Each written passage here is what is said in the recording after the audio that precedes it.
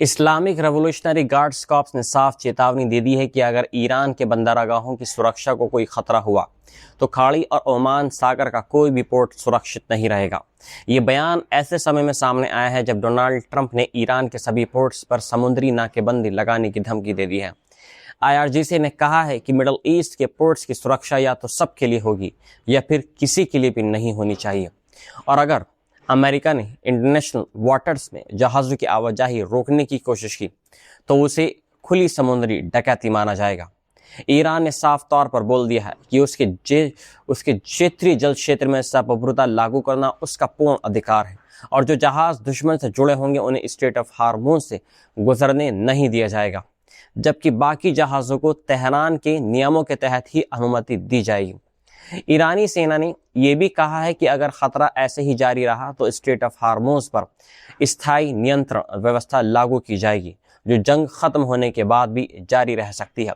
दूसरी तरफ United states central command यानी सेंटकॉम ने ऐलान किया है कि सोमवार से ईरान के सभी पोर्ट्स और तटीय इलाकों की नाकेबंदी शुरू की जाएगी, और ये कार्रवाई सभी देशों के जहाज़ों पर लागू होगी जो ईरानी बंदरगाहों में प्रवेश या बाहर निकलने की कोशिश करेंगे। हालांकि गैर ईरानी पोर्ट्स के बीच गुजरने वाले जहाज़ों को सीमित रूप से ट्रांजिट की अनुमति दी जाएगी, ये कहना है अमेरिका का। ये कदम उस वक्त उठाया गया है जब इस्लामाबाद में हुई अमेरिका ईरान वार्ता बिना किसी समझौते के ख़त्म हो गई, जहां JD वेंस ने कहा कि बातचीत इसलिए रुकी क्योंकि ईरान ने परमाणु कार्यक्रम पर अमेरिकी शर्तें मानने से इनकार कर दिया। वहीं ईरान ने मांग रखी है कि उसे युद्ध में हुए नुकसान का मुआवजा दिया जाए और उसके फ्रीज किए गए एसेट्स को जल्द से जल्द रिलीज किया जाए। इस बीच स्ट्रेट ऑफ हार्मोज में जहाज़ों की आवाजाही पहले ही काफ़ी घट चुकी है। जहां युद्ध से पहले रोज़ाना 100 से ज़्यादा जहाज़ गुजरते थे, वहीं अब ये संख्या घटकर करीब 40 रह गई है। ऐसे में अगर ये नाकेबंदी लागू होती है तो वैश्विक तेल सप्लाई पर भारी असर पड़ सकता है और दुनिया भर में तेल की कीमतों में बड़ा उछाल देखने को मिल सकता है। हालात तेजी से टकराव की तरफ और ज़्यादा बढ़ते नज़र आ रहे हैं, और अब पूरी दुनिया की नज़र इस बात पर टिकी है कि क्या ये समुद्री तनाव एक बड़े युद्ध की रूप लेगा या फिर आखिरी वक्त पर कोई कूटनीतिक समाधान निकल पाएगा। Ministry of foreign affairs Iran के प्रवक्ता इस्माइल बागई ने अमेरिका की समुद्री नाकेबंदी को सीधे तौर पर वैश्विक अर्थव्यवस्था के खिलाफ एक हमला बताया है। उन्होंने कहा है कि क्या एक वॉर ऑफ चॉइस को ग्लोबल इकोनॉमी से बदला लेकर जीता जा सकता है, और ये कदम खुद अमेरिका के लिए भी नुकसानदेह साबित होगा। ये बयान ऐसे समय में आया है जब डोनाल्ड ट्रंप ने ईरान के सभी बंदरगाहों पर नौसैनिक घेराबंदी लागू कर दी है और ईरानी जहाज़ों को चेतावनी दे दी कि अगर वे नाकेबंदी के करीब आए तो उन्हें तुरंत ख़त्म कर दिया जाएगा। ट्रंप ने दावा ये किया है कि ईरान की नौसेना के 150 से ज़्यादा जहाज़ पहले ही तबाह किए जा चुके हैं और अब केवल कुछ फास्ट अटैक बोट्स ही बची हैं। दूसरी तरफ ब्रिटेन से जुड़े United kingdom maritime trade operations यानी UKMTO ने एडवाइजरी जारी करते हुए कहा है कि ये नाकेबंदी बिना किसी भेदभाव के सभी जहाज़ों पर लागू होगी जो ईरानी पोर्ट्स या ऑयल टर्मिनल से जुड़े हैं, और इसमें पूरी ईरानी तटरेखा और ऊर्जा इंफ्रास्ट्रक्चर शामिल है। ये कदम उस वक्त उठाया गया है जब इस्लामाबाद में 21 घंटे चली अमेरिका ईरान वार्ता बिना किसी समझौते के ख़त्म हो गई, और अब 2 हफ्ते का जो सीज़फायर लागू हुआ था उस पर भी खतरा मंडराने लगा है। ईरान ने अमेरिका पर आरोप ये लगाया है कि वह समझौते का उल्लंघन कर रहा है क्योंकि उसने इजराइल को लेबनान में हमले जारी रखने की छूट दे दी है, जबकि पाकिस्तान का दावा ये था कि सीज़फायर सभी मोर्चों पर लागू होगा।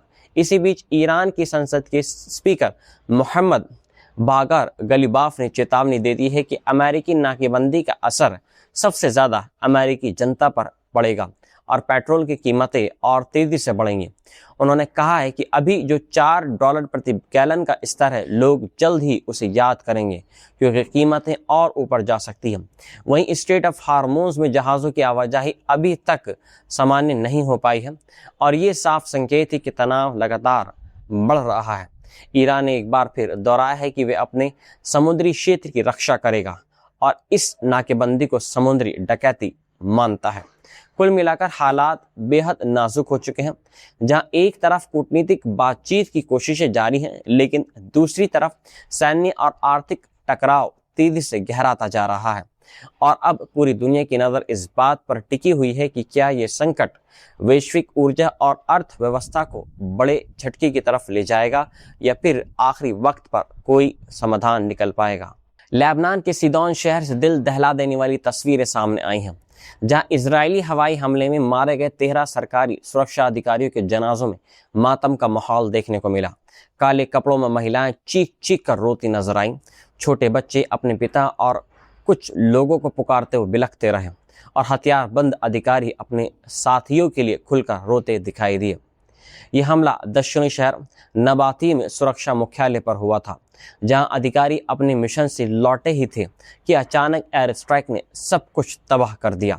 इस पूरे युद्ध में अब तक 2000 से ज़्यादा लोग लेबनान में मारे जा चुके हैं और हज़ारों लोग घायल हैं, जबकि 10 लाख से ज़्यादा लोग अपने घर छोड़ने के मजबूर हो गए हैं, जैसे गजा में हुआ है। हालात इतने ख़राब हो चुके हैं कि लोग अपने गांवों में दफनाने से भी डर रहे हैं और सीडोन जैसे शहरों में अस्थायी कब्रें बनाई जा रही हैं।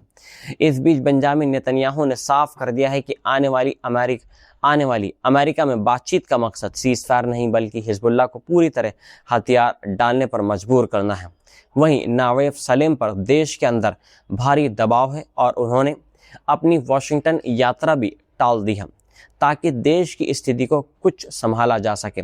लोगों का गुस्सा अब सिर्फ इजराइल पर ही नहीं बल्कि अपनी सरकार पर भी है, क्योंकि उनका कहना है कि सरकार अपने नागरिकों की सुरक्षा करने में नाकाम रही है। ऐसे माहौल में देश भर में विरोध प्रदर्शन तेज हो चुके हैं और कई जगह प्रधानमंत्री के खिलाफ प्रदर्शन भी हुए हैं। वहीं जानकारों का कहना है कि इस युद्ध ने हिजबुल्लाह के समर्थकों को और मजबूत कर दिया है, क्योंकि लोग अब उसे ही इजराइल के खिलाफ रक्षा की ताकत मान रहे हैं। दूसरी तरफ इजराइल ने दक्षिणी लेबनान में 8 से 10 किलोमीटर तक बफर जोन बनाने की बात कही है, जिससे साफ है कि वे पीछे हटने के मूड में नहीं हैं। कुल मिलाकर एक तरफ अमेरिका में बातचीत की तैयारी हो रही है, लेकिन दूसरी तरफ ज़मीन पर हालात और ज़्यादा खतरनाक होते जा रहे हैं। और अब सबसे बड़ा सवाल यही है कि क्या ये बातचीत इस खून खराबे को रोक पाएगी या फिर लेबनान एक और बड़े युद्ध की तरफ बढ़ रहा है, जैसे अब बढ़ चुका है। यूक्रेन के राष्ट्रपति व्लादिमीर जेलेंस्की ने एक बड़ा खुलासा करते हुए कहा है कि यूक्रेनी सैन्य बलों ने मिडल ईस्ट के कई देशों में ईरान द्वारा बनाए गए शहीद ड्रोन को मार गिराने के अपने ऑपरेशन में हिस्सा लिया है। उन्होंने कहा है कि ये कोई ट्रेनिंग मिशन नहीं बल्कि असली युद्ध जैसी एक कार्रवाई थी, जिसमें यूक्रेन ने अपने खुद के विकसित इंटरसेप्टर ड्रोन का इस्तेमाल किया। ये वही टेक्नोलॉजी है जिसे रूस के खिलाफ यूक्रेन में इस्तेमाल किया जा रहा है, क्योंकि शाहिद ड्रोन का इस्तेमाल रूस भी लगातार कर रहा है। जेलेंस्की ने बताया है कि करीब 228 यूक्रेनी एक्सपर्ट्स अलग अलग देशों में तैनात थे, जो एयर डिफेंस सिस्टम को मजबूत करने में मदद कर रहे थे और इसके बदले यूक्रेन को तेल, डीजल, हथियार और आर्थिक सहयोग मिल रहा है, जिससे उसकी ऊर्जा सुरक्षा मजबूत हो रही है। उन्होंने साफ कहा है कि ये सिर्फ पैसा लेने का मामला नहीं बल्कि एक रणनीतिक साझेदारी है, जहां दोनों पक्ष एक दूसरे की मजबूती बढ़ा रहे हैं। इस खुलासे के बीच ये भी चिंता सामने आई है कि मिडल ईस्ट युद्ध के कारण पश्चिमी देशों का ध्यान यूक्रेन से हट सकता है और सैन्य मदद कम हो सकती है। लेकिन जेलेंस्की ने भरोसा दिलाया है कि पैट्रियट मिसाइल सिस्टम के लिए मिसाइल सप्लाई जारी है और हाल ही में नई खेप भी पहुंच चुकी है। उन्होंने चेतावनी दे दी है कि आने वाला समय यूक्रेन के लिए और मुश्किल हो सकता है, क्योंकि अमेरिका में चुनावी माहौल और अंतर्राष्ट्रीय प्राथमिकताएं बदल रही हैं। इसी बीच उन्होंने अमेरिका के प्रतिनिधियों स्टीव विटकॉफ और जेरेड कुशनर को कीव आने का न्योता दिया है और रूस के साथ द्विपक्षीय वार्ता का सुझाव भी रखा है। हालांकि अभी तक कोई ठोस प्रगति नहीं हुई है। दूसरी तरफ रूस के राष्ट्रपति व्लादिमीर पुतिन ने ऑर्थोडॉक्स ईस्टर के मौके पर 32 घंटे का अस्थायी सीज़फायर घोषित कर दिया है और यूक्रेन ने भी कहा है कि वे इसका पालन करने के लिए बिल्कुल तैयार है। लेकिन पिछले अनुभवों को देखते हुए इस सीज़फायर पर भी सवाल उठ रहे हैं, क्योंकि पहले भी कई बार ऐसे समझौते हुए हैं लेकिन ज़मीन पर उनका असर बहुत कम दिखा है। कुल मिलाकर एक तरफ यूक्रेन मिडल ईस्ट में भी अपनी भूमिका बढ़ा रहा है और दूसरी तरफ अपने ही मोर्चों पर दबाव झेल रहा है, जिससे साफ है कि ये युद्ध अब सिर्फ क्षेत्रीय नहीं बल्कि पूरी दुनिया की रणनीतिक राजनीति का एक हिस्सा बन चुका है। 2011 में बराक ओबामा ने ऐलान किया था कि अमेरिका अब इराक और अफगानिस्तान युद्धों से निकलकर पश्चिम एशिया की ओर ध्यान देगा ताकि चाइना के बढ़ते प्रभाव को रोका जा सके।